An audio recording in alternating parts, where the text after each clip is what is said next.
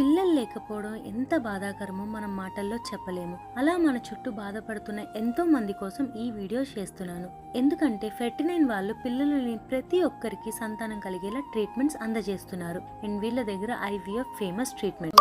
Natural గా ఎందుకు అవ్వట్లేదు, IVF కావాలి అని అడుగుతూ ఉంటారు. సో వాళ్ళకి మీరు ఏం చెప్తారు? సో వాళ్ళకున్న ప్రాబ్లం ఏంటి అనేది పర్ఫెక్ట్ గా వాళ్ళకి ఎక్స్ప్లెయిన్ చేస్తే దాన్ని convincing them for IVF is easier.